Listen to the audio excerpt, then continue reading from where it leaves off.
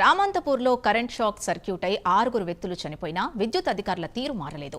Ramanthapur Habsiguda street number 8 signal దగ్గర current వైర్లు తగిలి లిక్కల్ డీసీఎంలో మంటలు చెలగాయి. కరెంటు వైర్లు కిందికి ఉండడం వల్లే ప్రమాదం జరిగిందని వ్యాన్ డ్రైవర్ తెలిపాడు. లిక్కర్ డీసీఎంలో ఉన్న లిక్కర్ బాటిల్స్ కొంతవరకు పగిలిపోయాయి. ఇప్పటికైనా అధికారులు మొద్దు నిద్ర వీడి విద్యుత్ వ్యవస్థలో చర్యలు చేపట్టాలని డిమాండ్ చేస్తున్నారు.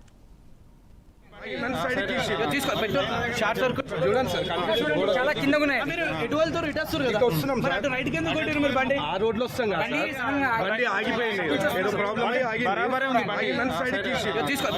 షార్ట్ సర్క్యూట్ చూడండి సార్, చాలా కింద ఉన్నాయి. మీరు ఎటు వెళ్తారు ఇటు వస్తారు కదా, మరి అటు రైట్ కింద కొట్టారు. మీరు బండి ఆ రోడ్లో వస్తాం కదా, బండి ఆగిపోయింది. ఏదో ప్రాబ్లం షార్ట్ సర్క్యూట్ చూడండి సార్, చాలా కింద ఉన్నాయి. మీరు ఎటు వెళ్తారు ఇటు వస్తారు కదా, మరి అటు రైట్ కింద కొట్టారు. మీరు బండి ఆ రోడ్లో వస్తాం కదా, బండి ఆగిపోయింది. ఏదో ప్రాబ్లం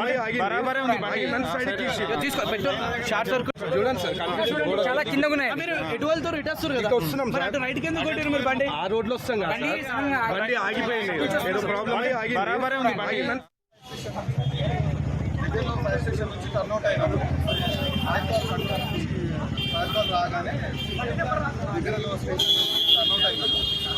వచ్చేసరికి